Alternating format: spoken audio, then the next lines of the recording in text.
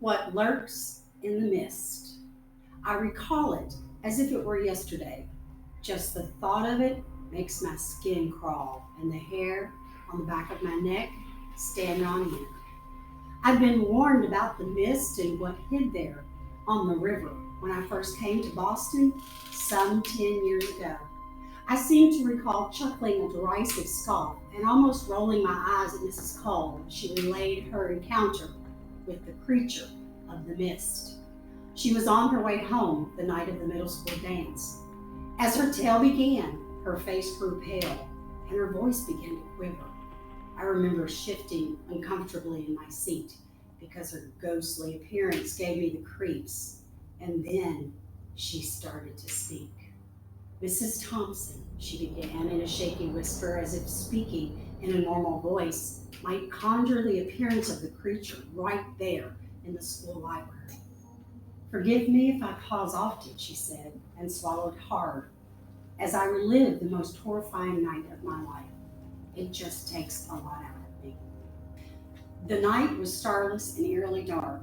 I remember thinking I was grateful that the ride home would be a short one because I was extremely tired, exhausted by the events of my day. As she began to speak about the day's celebrations, her color returned and her voice grew stronger. As principal of Boston School, I had worked hard with Mrs. King, Mrs. Gregory, and Mrs. McClone to create a spooky ambiance for the students. And it was all that, she said with half a smile playing across her face. We began our morning announcements with a bit about the history of Halloween, she continued. Abby Kurtzinger gave a brief description of how Halloween got its start using a witch-like voice to add to the creepiness of the moment. I thought I could hear the witch-like voice she used in my head as Mrs. Cole summarized what Abby had said. November is First All Saints' Day, a day set aside in the Christian calendar for honoring and celebrating all of the saints who have gone on to heaven. The Celts believed that on the night before All Saints' Day, Halloween, the boundary between the worlds of the dead and living became blurred. It was believed that fairies and ghosts of the dead could freely return to Earth.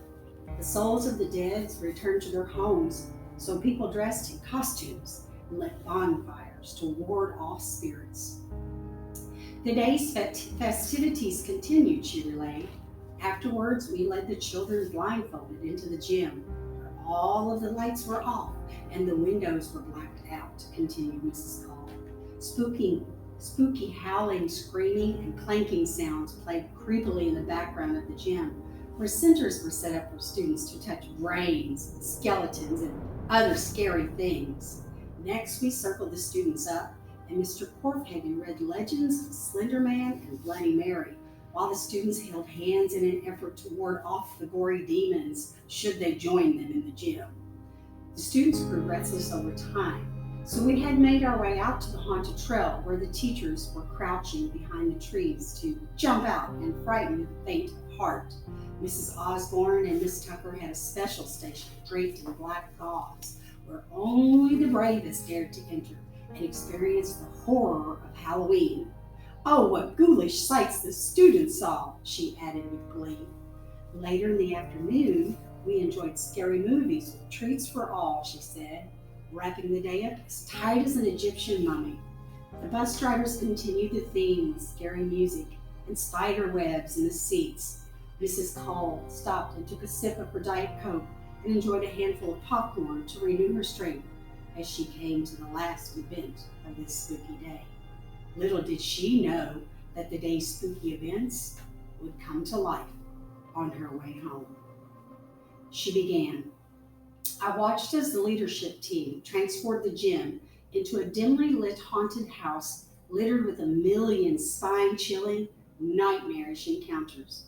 Students dressed in terrifying costumes as they roamed about, dancing and enjoying Boston's traditional Halloween dance. She took a deep breath to finish off her experience of the day. I trudged toward my always reliable unicorn mobile. Reliable, that is, until that night. I had relaxed a bit as she told of the excitement of the day, only to be jerked back to an unnatural state of fear as once again her voice began to quiver and her face grew a ghastly shade of death. The darkness of the night and the dim lights of the library added another layer of impending doom to what I was never to forget. She began to wring her hands frantically with purpose while she spoke. It was as though she thought if she squeezed her hands together tightly enough, the nightmare would disappear. Whispering once more, she continued. I recall the thick mist that hung ominously in the air as I approached my car. I knew the drive home would be somewhat treacherous because of limited visibility. I drove slowly as I approached the river bridge toward my home. My mind was astir with the day's events, and I was distracted for just a second. Just a second.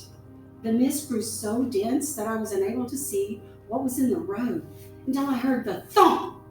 I had no time to brake, so I struck the apparition full force.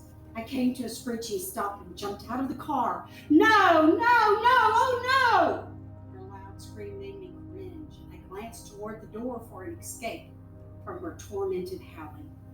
I wasn't sure what I'd see, she groaned, but I knew the violent impact could cause gross blood splatter, mangled bones, and a mutilated mess of a living being.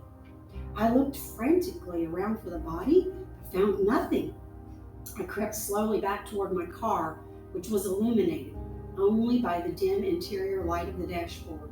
It was then that I was able to distinguish figures in the mist coming toward me. I froze in my tracks and choked back a silent scream. I bolted now toward my stalled car and the only light in the mist. If I could only get to the car and lock myself in, I might survive. I threw myself into the driver's seat and slammed the door. They were still coming. I turned the ignition. The motor hissed an eerie moan. I gave it one more try and the engine purred as the motor started. Yes, I whispered. The lights came on and the creatures vanished into the river. I spent no time tearing over the bridge and out of the mist. What I saw next made my heart stop and my blood run cold. On the passenger seat lay a weathered gray book dated Boston, 1973. In bright red ink scrawled across the page, I read, "Beware of the former teachers who walk in the mist that covers the valleys of the Boston River. See you soon." When she finished with a deep sigh, I realized I had been holding my breath. Take this as a warning, Boston students. The consequences of your actions in school may be waiting for you some dark night in the misty bottoms of the Boston River.